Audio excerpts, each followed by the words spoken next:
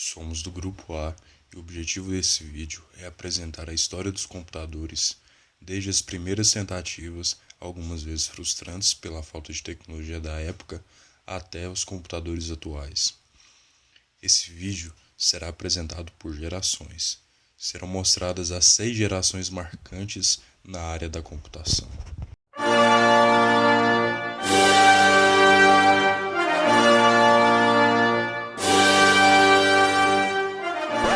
What the fuck? Videoaulas de computação. Geração 0. Os computadores mecânicos. A busca por resolver problemas monótonos, como fazer contas, por exemplo, teve começo em 1642, quando Blaise Pascal, com 19 anos, criou uma máquina capaz de fazer a soma e subtração totalmente mecânica, baseado em engrenagens e manivela, com o intuito de ajudar seu pai, um coletor de impostos. 30 anos depois, o matemático alemão Leibniz criou uma máquina capaz de multiplicar e dividir. Isso tudo foi há 300 anos atrás. Cerca de 150 anos depois, um matemático chamado Charles Babbage construiu sua primeira máquina diferencial, um dispositivo também só capaz de somar e subtrair, útil por usar tabelas capazes de auxiliar a navegação naval, com o diferencial que era capaz de imprimir os resultados com furos sobre uma placa de cobre, assim como CD-ROMs.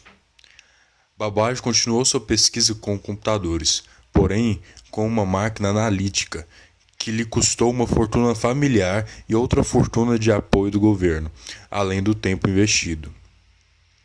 Essa máquina possuía 4 componentes: a armazenagem, memória, o moinho, unidade de cálculo, seção de entrada, leitora de cartões perfurados e a seção de saída, também cartões perfurados. O grande avanço da máquina analítica em relação à diferencial era a capacidade de fazer cálculos diversos, dependendo da entrada fornecida. Babbage foi considerado o avô da computação. Tinha pensamentos muito à frente da sua época. Seu grande contratempo foi a tecnologia da época, que não foi capaz, por exemplo, de depurar um hardware conforme sua necessidade, o que incapacitou de evoluir na área. Alguns outros cientistas tentaram criar calculadoras como SUSY, Stevens e Atanasoff, cada um deixando a sua contribuição na área, mas Howard Aiken foi quem construiu a Mark I em Harvard, em 1944, uma máquina que tinha 72 palavras, 23 algarismos e um tempo de instrução de 6 segundos. Primeira geração, as válvulas. Logo a seguir, foi desencadeada a Segunda Guerra Mundial. O computador teve um grande avanço nesse período. As criptografias utilizadas pelos alemães, feitas pela famosa Enigma, eram praticamente indecifráveis. Como tentativa de quebrar tais criptografias, o governo inglês criou um laboratório ultra-secreto com o auxílio de uma máquina Enigma roubada do governo polonês. Eram feitos muitos cálculos à mão, porém não eram muito efetivos. O matemático Alan Turing foi contratado e lá dentro criou uma máquina, o primeiro computador digital do mundo, chamado Colossus, responsável em parte pela derrota dos nazistas. Ainda na guerra, os Estados Unidos também estavam interessados na área dos computadores. Foi permitido o começo de um projeto da criação de uma máquina chamada ENIAC, porém ela não foi concluída antes do fim da guerra. Com o projeto pela metade e sem necessidade de continuação, os projetistas desse computador, que continham 6.000 interruptores de multiposição e com uma conexão de imensa quantidade de sockets, como florestas de cabo jumpers, receberam uma autorização para organizar um curso de verão para apresentar o trabalho a cientistas. A partir daí, vários cientistas se interessaram pela área e surgiram projetos baseados no ENIAC. Um dos integrantes do extinto ENIAC, considerado um gênio da época, chamado von Neumann, viu que era capaz de aprimorar o projeto ao perceber detalhes como a possibilidade da existência de um programa dentro da memória, não apenas o uso do hardware. Observou assim, como Atanasov, que era possível trabalhar com números binários ao invés de uma base decimal utilizada pela ENIAC. O modelo criado por Vuillemin ainda é utilizado na maioria dos computadores digitais. A junção das partes propostas por ele formam o CPU utilizado hoje.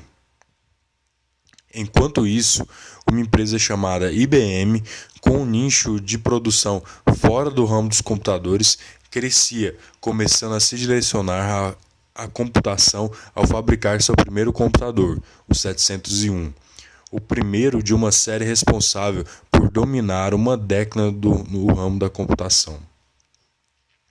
Ainda nessa linha, podemos destacar o 704, primeiro a utilizar ponto flutuante, e o 709, último da IBM a utilizar válvulas. Segunda geração, os transistores. O primeiro computador transistorado, denominado TX0, foi desenvolvido em um laboratório do MIT, e um dos engenheiros decidiu levar essa ideia para o mercado. Daí surgiu a empresa DEC, construindo então o PDP-1, uma máquina bem semelhante ao TX0, com configurações inferiores às máquinas produzidas pela IBM, porém capazes de serem vendidas por um preço bem inferior. A PDP-1 foi doado ao MIT, onde engenheiros, através de pontos do gráfico, foram capazes de programar jogos. Com alguns anos de pesquisa, a DEC desenvolveu um barramento ônibus, uma tecnologia capaz de baratear o custo por simplificar o sistema. Com essa tecnologia, o preço acessível, a empresa se tornou o líder do mercado, vendendo cerca de 50 mil computadores naquela época. Terceira geração, a geração dos computadores feitos em circuitos integrados. Na década de 65, foram criados os circuitos integrados, que tinham como vantagem a possibilidade de aglutinar vários transistores em um único circuito, diminuindo o tamanho, diminuindo o gasto de energia e aumentando o desempenho. Muitas versões de computadores surgiram nessa época, apresentando vantagens cada vez maiores em relação ao tamanho de componentes e à facilidade de programação. Quarta geração, integração em escala muito grande. A integração em escala muito grande, ou VLSI, permitiu que vários transistores fossem colocados em um único chip, cerca de milhões, possibilitando assim a criação de computadores menores e mais rápidos. Começa aqui a era dos computadores pessoais. O preço foi se tornando tão acessível que foi viável cada um ter um computador para si, permitindo editar textos, montar planilhas e até mesmo aproveitar jogos. Construído em uma garagem, o famoso Apple virou sucesso no ramo dos computadores pessoais. Posteriormente, o Apple II foi lançado. O primeiro aparelho com interface gráfica foi o Macintosh, da mesma Apple, lançado em 1984. Logo depois, a Intel cresceu nesse mercado, juntamente com a Microsoft, no exato momento do lançamento do Windows. Quinta geração, geração dos computadores invisíveis.